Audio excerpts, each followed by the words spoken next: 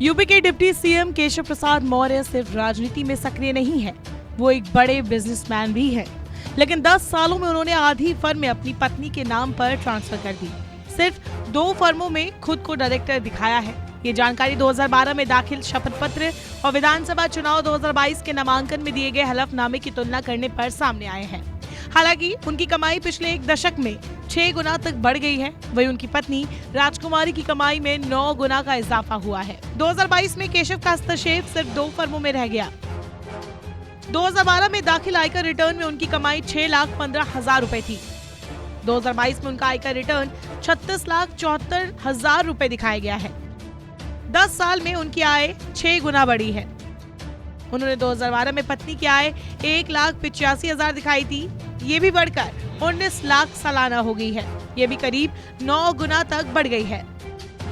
सिर्फ इतना ही नहीं, केशव 2 सफारी गाड़ियों से मोटरसाइकिल की सवारी पर आ चुके हैं। उन्होंने 2012 के शपथ पत्र में 2 सफारी गाड़ियां दिखाई थी, जो कि 2022 के दस्तावेजों में नहीं है। सिर्फ 1 मोटरसाइकिल है।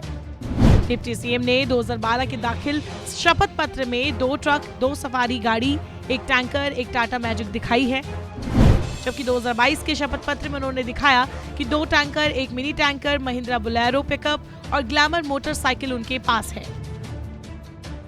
दाखिल हलफनामों की तुलना करने पर रोचक बातें सामने आती है। केशव के हलफनामे में 2012 में केशव की उम्र 45 साल दिखाई गई है। अब वो सिराथू सीट से विधानसभा चुनाव लड़ रहे हैं।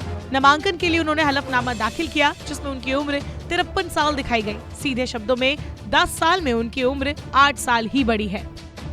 केशव की मौजूदा चल संपत्ति 1,29,00,000 है, जबकि 2012 में उनके पास 38,76,000 की चल संपत्ति थी।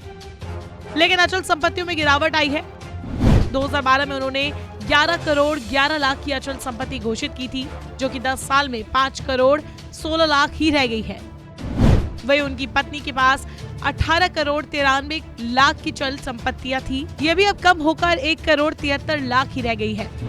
वही उन पर कर्जा भी बढ़ा है। 2012 में उन पर 44,91,000 का कर्ज था, अब 95,77,000 दिखाया गया है।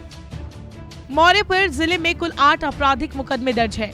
इनमें गुंडा एक्ट का 1 मुकदमा खारिज हो चुका है, जबकि हत्या के 1 मुकदमे में केशव दोष मुक्त हो चुके हैं। इसके अलावा मुकदमा धार्मिक विद्वेष फैलाने, एक ठगी और कूट रचित अभिलेख बनाने, एक दंगा, बलवा और सरकारी काम में बाधा डालने और एक मुकदमा हत्या के आरोपों से संबंधित है।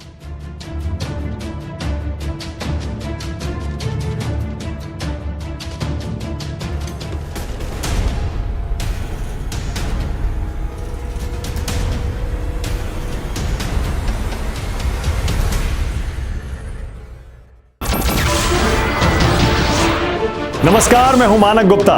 अगर आपको हमारा ये वीडियो पसंद आया हो तो इसे लाइक और शेयर जरूर करें, और हां, हमें सब्सक्राइब और फॉलो करना ना भूलें, ताकि आप देश और दुनिया की कोई खबर मिस ना करें। तो जुड़े रहिए हमारे साथ और देखते रहिए न्यूज़ 24।